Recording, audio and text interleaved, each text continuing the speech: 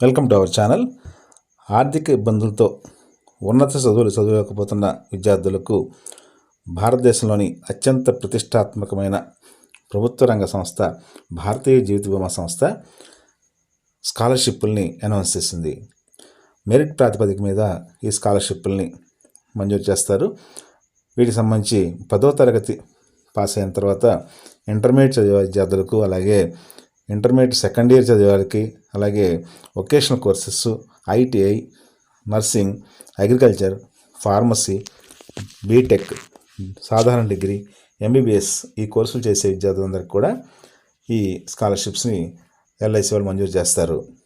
వీటికి సంబంధించి అప్లికేషన్ పెట్టడం ఎలాగా, ఈ స్కాలర్షిప్కి ఎంపిక విధానం ఏంటనేది ఈ వీడియోలో మీకు తెలియజేస్తాం.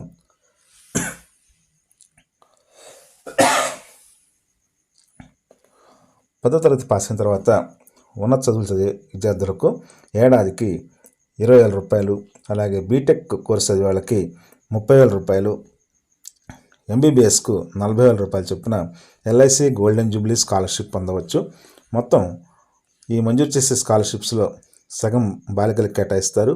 ఎంపికైన అభ్యర్థుల బ్యాంక్ ఖాతాకు నేరుగా ఏడాదికి 3 సార్లు ఈ టోటల్ అమౌంట్ని విభజించి జమ చేస్తారు. భారతదేశంలోని అన్ని రాష్ట్రాల విద్యార్థులు ఈ స్కాలర్షిప్ పొందడానికి అర్హులే. దీనికి ఎలా అప్లై చేసుకోవాలి, విధి విధానాలు ఏంటనేది పరిశీలిస్తే 60% మార్కులు సాధించినటువంటి విద్యార్థులు, అంటే 10th క్లాస్లో లేదా ఇంటర్లో 60% మార్కులు సాధించిన విద్యార్థులు హైయర్ ఎడ్యుకేషన్ పర్పస్కి స్కాలర్షిప్ దరఖాస్తు చేసుకోవచ్చు. వీళ్ళ కుటుంబ వార్షిక ఆదాయం 2.5 లక్షలకు మించకూడదు. కేవలం అకాడమిక్ రికార్డ్ బేస్ చేసుకుని మాత్రమే మెరిట్ ప్రాతిపదిక మీద ఈ స్కాలర్షిప్స్ని శాంక్షన్ చేస్తారు.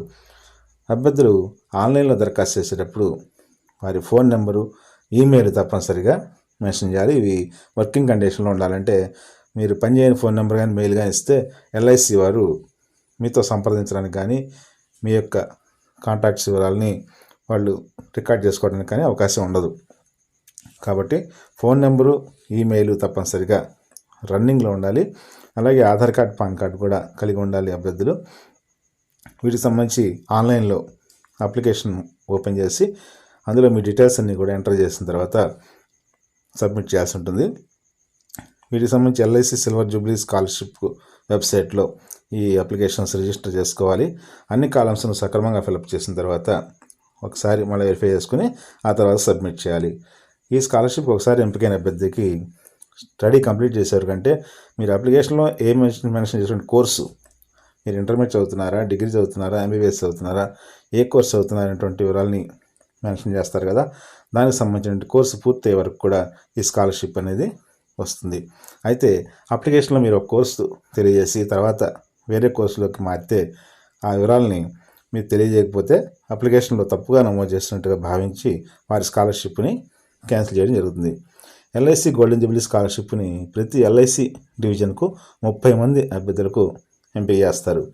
ఆన్లైన్లో దరఖాస్తు చేసిన తర్వాత ఈ డివిజన్ వారీగా షార్ట్ లిస్ట్ చేసిన అభ్యర్థుల పేర్లను ఈమెయిల్ ద్వారా వారికి సమాచారం ఇస్తారు. సర్టిఫికేట్స్ వెరిఫికేషన్కు అభ్యర్థులు ఎల్ఐసి డివిజన్ కార్యాలయానికి వెళ్లాల్సి ఉంటుంది. పూర్తి వివరాలకు అలాగే ఆన్లైన్ అప్లికేషన్లకు LICindia.in వెబ్సైట్ చూడవచ్చు. ఎల్ఐసి గోల్డెన్ జూబ్లీ స్కాలర్షిప్కు దరఖాస్తు చేసుకోవడానికి 14/1/2024 చివరి తేదీ. ఈ వివరాలని అందరి అభ్యర్థులు తెలుసుకుని సద్వినియోగం చేసుకోవాల్సిందిగా సూచిస్తున్నాం. Thank you very much.